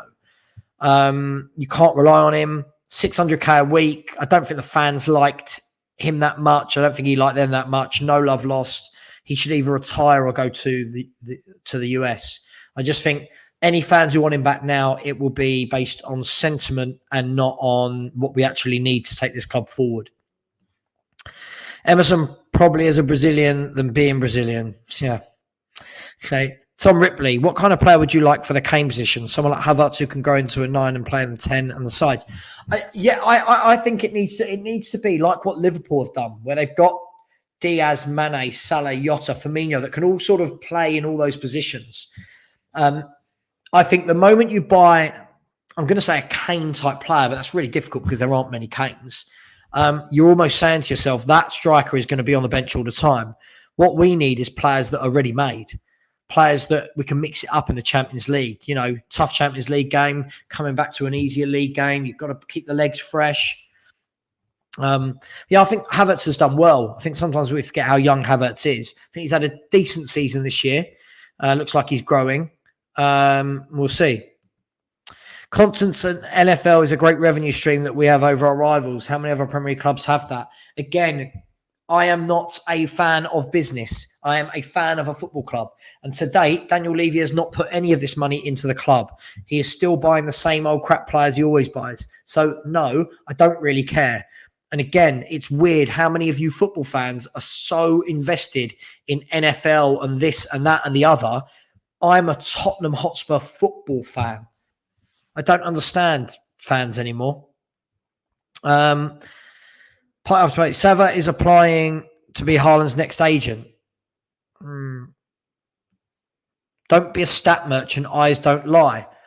So I think we're talking about Lukaku, right? At the end of the day, as a striker, if you are putting up those numbers, what more do you want from that person? I don't understand. Am I saying Lukaku is world class? No. Has he had a very good career? Yes. He scored goals wherever he's been, but again, it's we want to knock everyone. We want to knock everyone that doesn't play for Spurs. It's not being a stat merchant. When strikers are retired and you see them sitting in the Sky Sports studio, what will it have under their name? 428 appearances, 322 goals. That's not a stat merchant. That's just a fact. That's how many goals he scored. So how did he flop? He's not had a great year this year. There's clearly underlying issues with Chelsea, but how's he flopped in years gone by in the Premier League? I don't understand. This is where you get a bit silly. This is where you've been good all show, and now you're just starting to be really silly again and show your age. Off topic, what do I think of the whole Mbappe situation? I think Mbappe is a mercenary. I think Mbappe is everything wrong with football nowadays. I think Mbappe, for me, will never, ever be considered as one of the world's best players because he plays in the French league and has decided to remain there. He had a chance to go to a top league for one of the best clubs in the world and dominate and show that he's the main man. And he stayed because of hundreds and hundreds of millions to play in what's probably the 6th or 7th best league in Europe.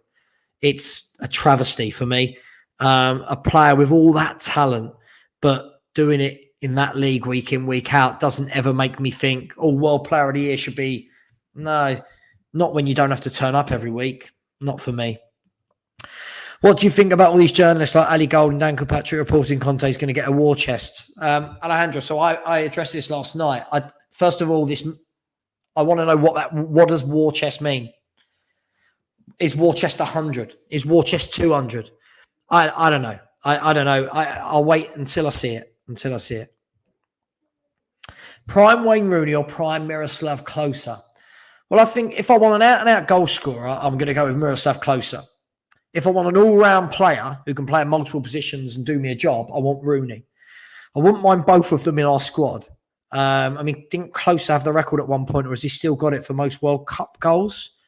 I might be making that up, but I'm pretty sure he was there or thereabouts. Same here, Savva. I would make Tottenham FC about the fans and the people of Tottenham Haringey if I was the owner. Yeah, I think that's what we need to do. Everything is not geared around the fans. Everything is geared around property. Everything is geared around concerts. It's not geared around Spurs. Otherwise, he would have bought better players to put on the pitch. Simple as. No, I think Rashford is a very average footballer. I've always said it. He's quick and that's it. He's not particularly good through on goal. He's not particularly skillful. He's another one. The young English was overhyped and he does some good things off the football pitch, but he's not for me on the pitch. And he doesn't deserve to be in front of players like Bowen, does he? Doesn't deserve to be in front of them. That's easy to say from a fan point of view, but you have to understand owners don't take over clubs for the fun of it. It's an investment which they eventually want to make profit from and then sell. Okay, but I'm a football fan. So, yes, it's easy to say. So, as a football fan, I just want an owner that's going to come in, make themselves billions of pounds and then go, whilst giving us no success in the meantime. Have a day off. Think about it. Big Boss Man, I disagree with you in regards to Sessegnon. Done quite well at the business end of the season. I think he's shit. I think he is absolutely dreadful.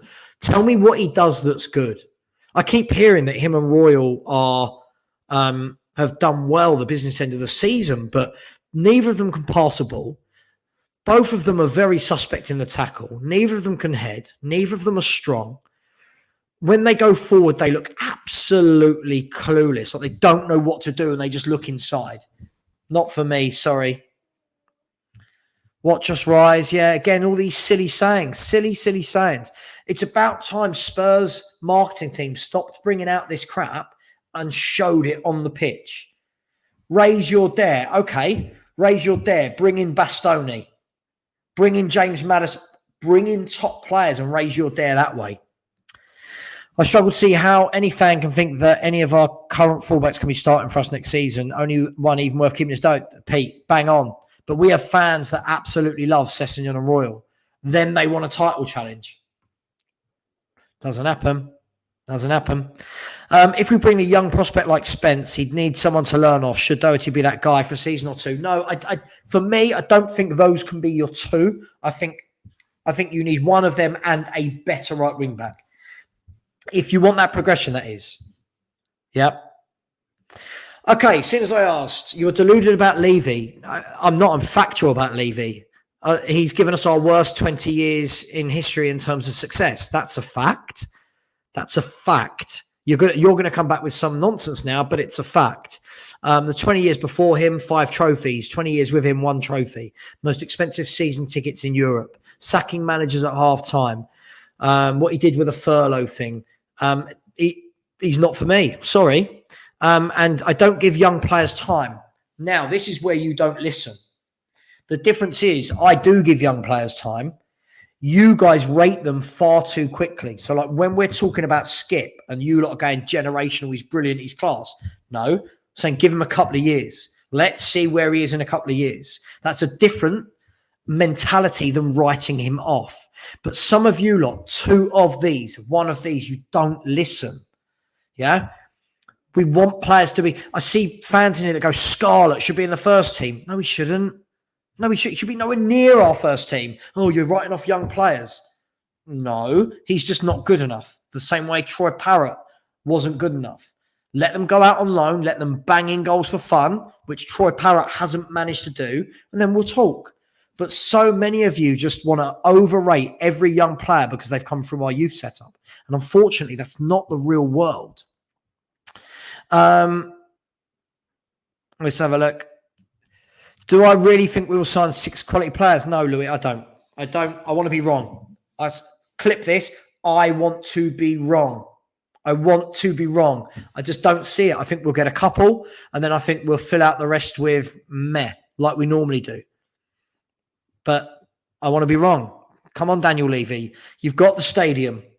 You've got the training ground. You've got Champions League. You've got the world-class manager. You've got the director of football that everyone seems to love. There is no excuse. None. No excuse. Sav, big up. One question. Who do you reckon is the worst Spurs YouTuber for content and agenda? I don't want to talk badly of any of the... I don't want to say anyone's the worst. I mean, there's shows where I watch and I just think there's no objectivity. They're just satisfying a huge audience. And that's why, like, so this, as I said, that idiot Avi Troops in the other show said, oh, you won't grow your followers by being negative. And I just said to him, I'm not being negative. I'm trying to offer context. If you want to watch a show which purely just says we are brilliant, Son's the best player in the world, Conte's the best manager, Paratici's the best director of football, our stadium's the best, our owner's the best, Royal's the best. If you want all that, what's the point in watching a football show? What's the point? Because you don't want to talk football. You just want self-gratification. And that's not what it should be about. There's some shows which are just ridiculous, though, that are purely just for money. And like for example, I used to like watching Last Word on Spurs, but now they seem to just have guests that say lovely things about the club. And they don't seem to ever give real analysis after a game. But look, they're doing well. They get the views and they keep people happy. I'm not going to read that out. I'll get banned. Man, them for me, the cheese room. I mean, there was one guy who always hated me from the cheese room because he loved Levy and I didn't. But I've seen their show a few times. They've done some good bits I've listened to. It's all about who you prefer, right? If people want realism, come and see me. If people just want to be told how good our players are, go and watch something else. We didn't build statues for some of our greatest managers and players who actually won things, i.e. Jimmy Greaves. This is what I mean. When fans are telling me statues of Kane and Son, can they get us over the line, win us something first? Surely. You know, there's players that have won things that haven't. You're right. 100% facts on Lukaku. No idea why he gets hate. He scores everywhere. Yeah, this is the thing. A player has half a bad season like he has this year at Chelsea where it's not worked out. I didn't think it would because the way Tuchel plays doesn't suit that type of striker. And all of a sudden it's you're terrible, blah, blah, blah, blah, blah, blah, blah, blah, blah. I just don't get it. I don't get it at all. Am I saying he's great? I'm not saying he's great, but he's had a really good career and scores goals for fun, scores for Belgium for fun. But we just want to put people down. Whilst, might I add, people big up bad players like Emerson Royal and put down good players. Rooney by a country mile. Okay. Kane is similar to Mbappe. He chose to stay and be loyal. Need more of those types of player. Party after party. Kane didn't choose to stay, did he? I don't know if you... Do you know... This is... I don't mind you as a person. You come on the show. But again, there's no objectivity from you. Kane didn't choose to stay. Daniel Levy said he wasn't going anywhere because he didn't receive a big enough fee. Kane wanted to leave. Mbappe staying at PSG to be loyal. Do you think he would have stayed at PSG to be loyal if they weren't giving him a 300 million sign-on bonus or whatever it is? Have a day off. Again, it's just deluded people. It's just weird. Ideal transfer for Tottenham this summer. There's too many to name one, Spurs Live. There's too many to name one. Right wing back, left wing back, centre back or two, centre mid, striker, goalie. There's too many. We need all of them. Beside England, who will I be supporting in the World Cup? No one. I'm never massively into, oh my God, international football in England. I don't really, it bores me if I'm honest, international football. But I wouldn't, why would I support someone else other than England? I might say there's a team I think are going to win it, but it doesn't mean I'm going to support them. Spurs 72, hello, welcome. Afternoon, Savva. Afternoon, chat. Yes, afternoon to you as well. We need a centre-back who can head, bring the ball out and read the game. Absolutely, Daryl. Absolutely. No brainer. Yes, we do, sir. What would you rate our season this season, Savva? An 8. I think an 8. I think we saved it at the end. I think it would have been a 7 if we didn't get Europa League, Champions League. All round, I don't think it can be marked any higher than that because we were atrocious in the cups, some really bad defeats in the league, but we got over the line. So, yeah. Our team doesn't look like City, so Savva think our team is crap. I mean, how silly. I don't think our team is crap. I think certain players are crap. It's got nothing to... I don't understand the comparison to City. I think it's really weird. You're a very strange character. I think on the verge of blocking. A very strange character. Gabriel Jesus to Spurs. What's your opinion? I take him. He can play in multiple positions. He's seasoned pro. He's got 4, 5, 6 years experience in the Premier League. Can come off the right, come off the left, play up front. Played in Champions Leagues, played in big games. He's won things. There's no downside to it for me. There's no downside. Stephanie I. Savva, will you apologise when Conte is sufficiently backed? Us Levy-ins will rejoice. No, because it's been 21 years of him not doing his job properly. So why would I apologise because in one summer he backs a manager? That's not quite how it works, I'm afraid. That's like saying, you've got a boyfriend who's cheated on you 21 times, but he went on holiday the 22nd time and didn't. So would you apologise to him for not cheating? Don't be so ridiculous. I don't know how young some of you are. These are just really silly things you're coming out with. A Ditcher, hello, sir. Welcome to you. Those fans who slag you off for wanting to win trophies to support Burnley or Millwall because they want to lose. I just think I don't understand that when you have ambition as a fan, you get told to go and support Man City or you want oil money. But apparently you're a better fan if you rate bad players. It's a very weird concept. Natasha, so glad I was around to enjoy football in the 80s and 90s. Natasha, there were some great players in the 80s and 90s. And I don't know about you, but I think I saw Spurs win, one of which I can confess that I was there, but I don't really remember. I saw Spurs win 4 trophies live. 4 live. And now I don't watch anything. Would you like Evening if Conte goes? No, I wouldn't like. I think he's a good manager. I think he's a very good manager, but I don't think that his style of football would be anything that the fans would put up with. There's the Arsenal connection. I think there's too much there. Savva, you have the Spurs team you truly deserve. That's really weird coming from someone that really rates our bad players when I'm asking for better players. And don't use my famous line on me. Everyone knows my famous line. Yeah? Famous line. You have the club you deserve. Party after party, you have the club you deserve because you rate some very bad footballers. Stephen O'Connor, get some perspective. Glenn Hodder was generational. Yeah. Now I hear the word generational, Stephen, over and over and over again, right? over and over and over again. And yet, when I look at generational, I think the only player I look at now as generational, if we're looking in this country, is Phil Foden. I get told it about Saka and this and that and blah, blah, and Skip and all that. It's like, I don't think people understand the meaning of the word generational. You know, they just say it about everyone. What you don't have, you don't miss. That's the saying, ain't it? Absolutely, Daryl. Our fans like really bad players because they've not seen better players. Some of us have. Sometimes, Savva, you need to have some perspective. You're in business yourself. You should know these things. Levy yearly aim is to make profits. He'll spend a certain amount yearly and trophies are a bonus. Listen, what I do has no bearing on Tottenham Hotspur Football Club. This man has a duty to the fans that have helped create this club before he was here, right? The fact as a football fan that you said trophies are a bonus, but it's about making profits, it really makes me worry. It really, really makes me worry. Why are you a football fan then if you only care about that? Weird. So weird. Your thoughts on Ali Gold? He is a PR puppet, in my opinion, keeps defending Levy on every issue. I've got no problems as to Gold. Nice guy. I think the difficulty I have is, I feel a lot of it that's peddled out is being peddled out for peddling out's sake.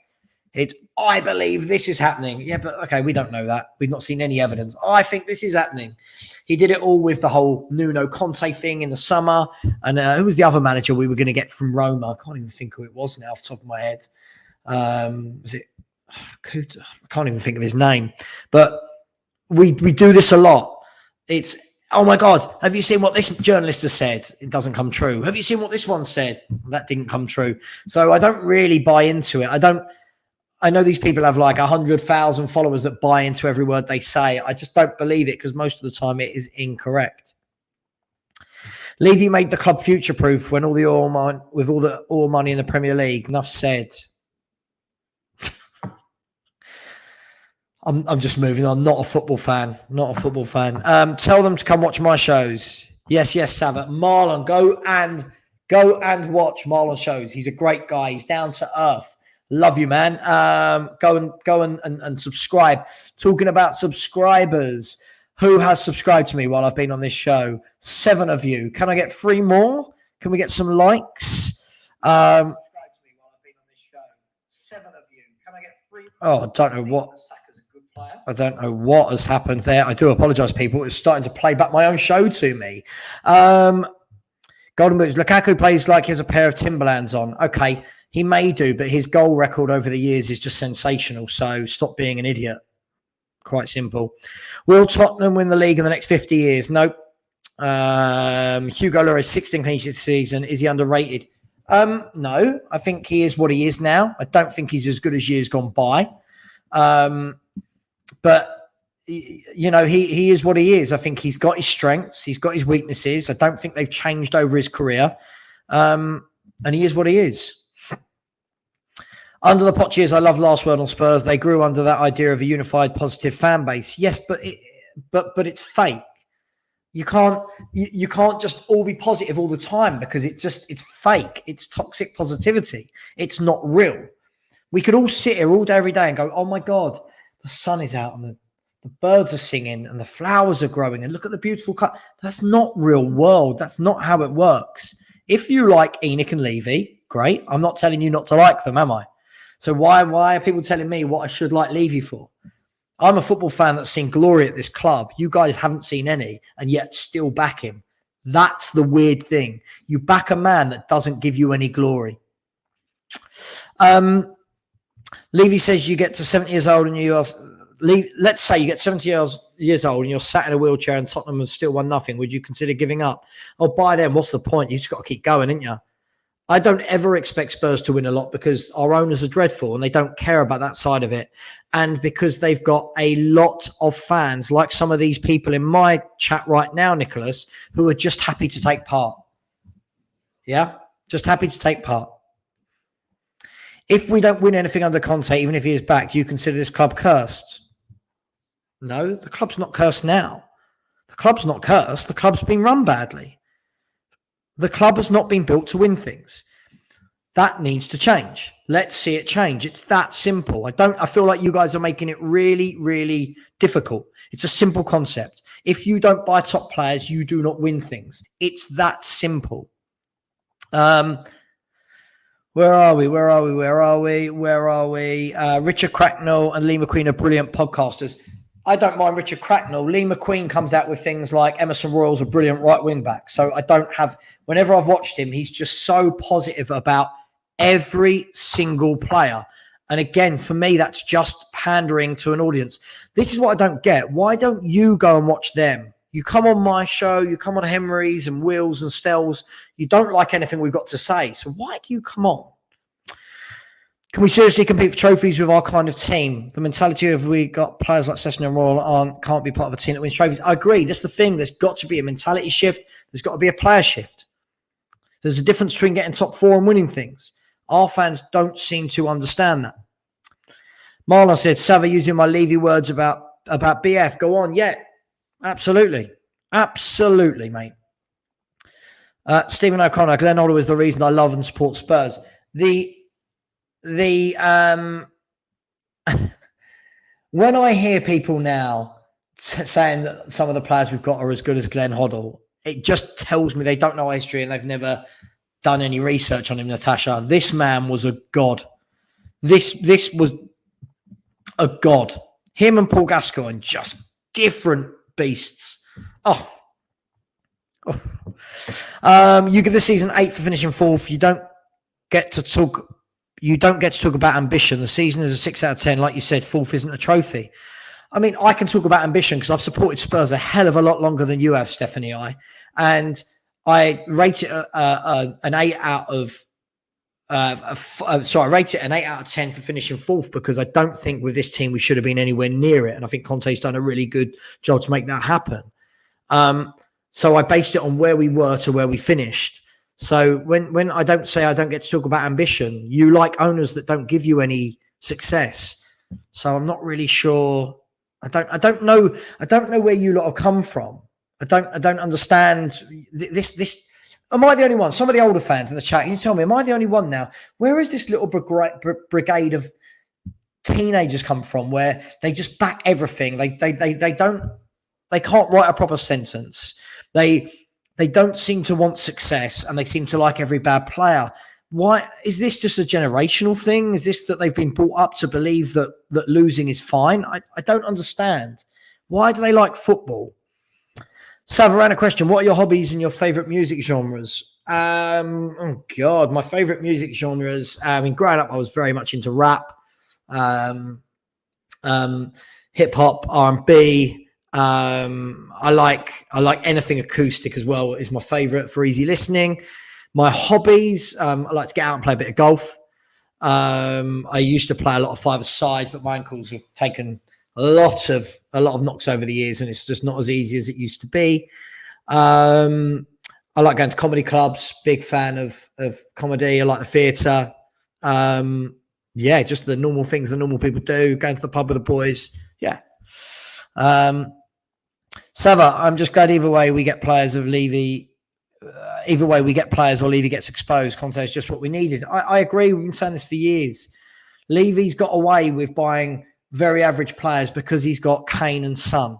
Kane and Son will score goals that will paper over how bad the team is. They've done it for years. Nothing has changed. Spurs fans called Arsenal fans for the top 4 trophy now. We become them. Well, not me. I mean, I don't think the top 4 is a trophy. As I said, this is a platform, right? I think for me, all these fans yesterday going mental about top 4. As I said yesterday, Darryl, I'll say it again today. I'll say it again until I'm blue in the face. Top 4 is a platform in which to grow. It's a platform to say, right, you're bringing more money into the club. You're playing in a better caliber of football. What can you do to supplement that? Can you go and buy better players? That's what I'm saying. I don't think it's a trophy at all. For me, I think that the phrase of the top 4 has ruined football. This, I think, can we just agree that this shows that this kid is a troll? I'm going to block him now. Phil Foden. I mean, Phil Foden is brilliant. If anyone doesn't think Phil Foden is brilliant, I really worry about your knowledge of football and your understanding. He is brilliant. Is there one particular player that you would like to see the club go after that is not in the Premier League? Oh God, many players like to see us go after. I really like Pellegrino at Roma. I think he's a brilliant player. I like Bastoni and Skriniar. I'd take Dumfries.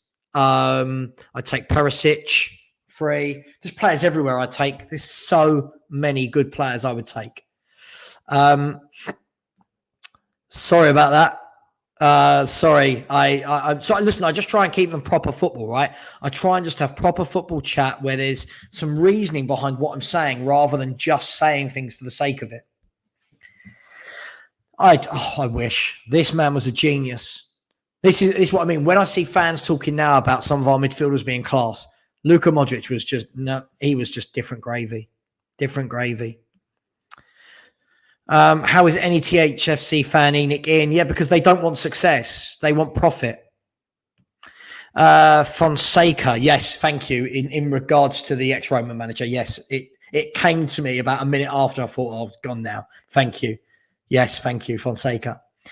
I'm not reading out his post because he's an idiot. Bolt Daddy goes to the bathroom. I don't know what that means. Sorry, I don't know what that means. Should we keep Sessegnon?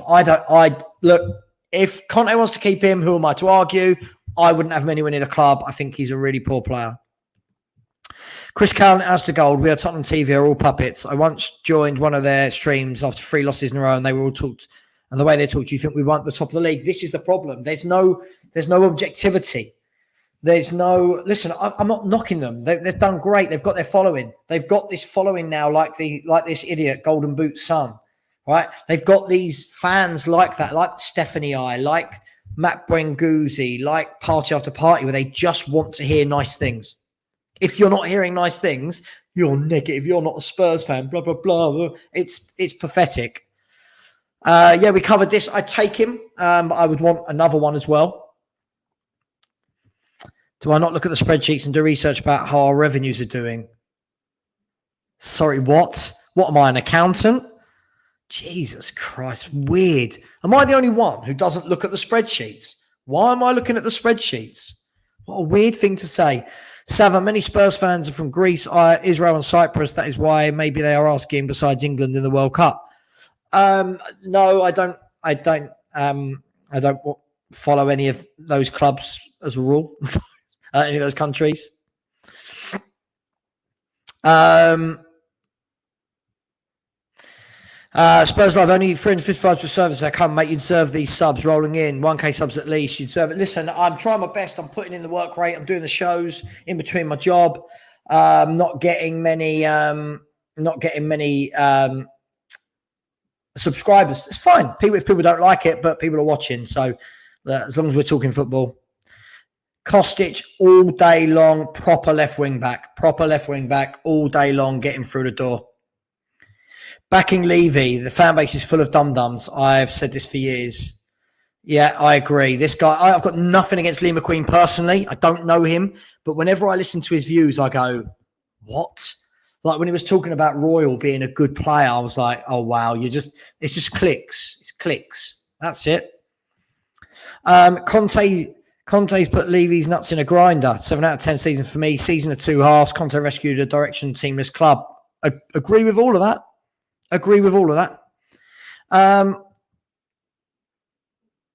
Okay, I like your show because you interact with the comments more than others. Okay, well, fair enough. But just then stop the silly things. Stop saying silly things. Like when you call me racist. It's just silly, isn't it? Savva, 84 Europa League, 82 FA Cup, 92 FA Cup, 99 League Cup. Yeah, but Daniel Levy's won 1 League Cup in his tenure. That falls on him. Conte is our last hope for this club. Right, guys, I'm going to go for 12 more minutes, then I need to jump off. Conte is our last hope. This club ain't ruthless enough, never has been. Agreed. The president, hello, welcome. The problem with the fan base, they are too lazy to understand our history. And so enough of them don't remember Irving. If they did, then they won't big up Levy. Listen, I agree. At the end of the day, we've got a lot of fans that seem to like failure, right? And I'll show you exactly what I mean by that, Phil President. Look at this. History talk all the time. Move on. We're not the History Channel. No, what we're trying to prove to you is Spurs as a history won trophies. The guy that you admire and love, Daniel Levy, hasn't brought those times to Spurs. So that's what we're trying to say. Bill Nick was generational. Yeah, but Adichie, you're not allowed to talk about the past, apparently, according to some of these people. What's the obsession about profits? Obviously, we're doing well with that, but the profits aren't being put into the football club. Alejandro, let me ask this. Me, you, anyone in this, how do we benefit from these profits? When I saw fans celebrating last year when we saved, was it 20 million on a wage bill? Right? What's that got to do with me? I don't care. Put good players on the pitch. Have done with it. It's not rocket science. Forgetting the whole Enoch, Levy and squad, do you feel like Conte can bring us some good times? Because even in press conferences, he said fourth is not good enough next season. Marlon, I think this has to be the ultimate caveated question. He can bring us good times if we give him the tools to bring us the good times. It's the same we said under Poch, under Jose, under Redknapp, under Yol. You've got to give the managers the tools. If you do not, what do you expect? Saka ain't generational. No, he's definitely not. Arsenal fans deluded. I just don't think many players are generational. I don't understand this constant need for everyone to be labelled generational and world class and blah, blah, blah. And then everyone getting so offended if you say a player they like isn't world class. It really makes me laugh. I know I'm comfortable enough in my own opinion that if I turn around and say, this player's world class, and you say he's not, I go, cool, he is for me. I don't need anyone's endorsement of it. Golden Boot Son talk like he's getting cut. So, yeah, this is the problem. They talk like they're making some of Daniel Levy and Joe Lewis's riches. They're not. He sleeps well under his spreadsheet. Don't need a bed sheet. Is football everything to you? What does football mean to you? Is football the greatest invention in human history? Listen, football's always been my thing since I was a little nipper, since I was taken to my first game at White Hart Lane. I love football. I think the passion it drives, the emotion, the fact that we're all sitting here talking about football on a Monday afternoon, asking each other stuff, having never met in person. I think I met a few people, but yeah, it's everything, isn't it? And that's why I'm so desperate for Spurs to win something at some point, because it means everything. I don't, as I said, I don't go to football for the spreadsheets. I don't go for the wage bill. This is a new generational thing that people talk about. It used to be you'd go to the pub before the game, you'd talk about the game, you'd watch the game, you go back to the pub. He was good, he was shit. We're going to win the league, we're going to win the cup, blah, blah, blah. We're going to Wembley. Now it's, oh, well, the bigger picture is the profit books look good. And, well, we did save 20 million on salary this year. It's just, God, what are they all, accountants? What do you think of Expressions? Personally, I think he's damn funny, but I don't watch him for the football content. I think he's very funny. I think he's doing his thing. I think he's really funny. I've got no issues with this guy at all. I think he's cool. What are my thoughts on Fraser Forster for Spurs? Yeah, I think if we're going for a sub-goalkeeper, then there's no problem with that. I think he's been there, seen it, done it right. He's been in the league long enough. I can't recall him ever being under scrutiny for being terrible. And he's not Galini. Daryl Denton, I can't take to any YouTuber I can take to any YouTuber if they keep it real. There are over 20 Spurs shows out there, and I'm only on 5 now. Yeah, there's 4 or 5 I watch. The rest I start to watch, and then it just feels like either they don't interact with their audience enough, or that it's just all fluffy for the sake of being fluffy. There's no real chat. And lots of these podcasters don't seem to know our history, which is weird. I can't understand any fan that doesn't know our history. Let's rattle through some of these now because I need to go in a minute. Pochettino will stay at PSG. Zidane rejected them. Again, he can stay there and rot. If Pochettino wants to stay in the French league, it's not really very ambitious, is it? No, I just don't want oil owners. Disgraceful what happens in this country. I don't think anyone said they want oil owners. I don't know why. If you say you don't like Levy and Enoch, it automatically means you want oil owners. Makes no sense. Why do people act like you praise another club's player because you're putting down your own club's players? You can rate Phil Foden as well as... Right. This is the big thing for me. Look at the whole Messi-Ronaldo debate, Alejandro, for years and years and years, for decades. People couldn't just turn around and go, wow, look at these two players. It was, I love Messi, but Ronaldo can't do this, this, and that. Or I love Ronaldo and Messi can't do this, this, and that. It was weird. You're allowed both, right? Just weird. Like, who do you prefer, Klopp or Pep? What, you can't have both? You're not allowed to like both? Like Joe Lewis is squeaky clean to get a grip. Yeah, exactly, Daryl. These young fans, they don't understand. Yeah, where's Joe Lewis's money? Where's he pumped his money into? Where does Joe Lewis pay tax? Where does he live? I think they should go and look into the accounts more than they think they have. Forget spreadsheets. Have a look at how this club has been financed and everything. You'll uncover some things. What would you say is your highest and lowest moment as a Spurs fan this season? Losing to Moura 3-0. And the highest moment beating Man City 3-2. Do you think Eriksen will have the right motivation if he comes back? I do. I think, look, anyone who's ever been through a traumatic life event like he went through, you get a new appreciation for life. And you can see that. He's smiling, the way he's playing. So I really do. Hope we get all owners. I couldn't care less. And if it gets rid of hollow fans who only support the club because they secretly loved owners like Anna Sugar and Levy, then good. Fair enough. I just want success. If that means Levy and Lewis finally putting some money in, then yes, but they don't put any money into the club. Conte would make us successful. I've read Conte's book, and in it he talks about owners' ambition and level of money need to achieve success. Right, of course, absolutely. You should try having a look at the spreadsheets and revenues to help you understand how football works. It's more than a ball pitch and 2 goals. Sorry, is this an 18-year-old kid telling me about I would know how football works? You are the same fan that doesn't know our history. You are the fan that I think you turned around and said to me, who's Bunukerson? Why do we care? He's the past. You are the fan that, oh, go away. What a troll. Big up, Ayush. How are you doing? How are you getting on? Sorry, Savva, you see these Levites in chat. The club is doomed. I agree with you. I agree. Who is one player you rate from your fiercest rivals? I don't look at any Arsenal player and go, wow, I must have him. I'd take Tierney over our left-sided players.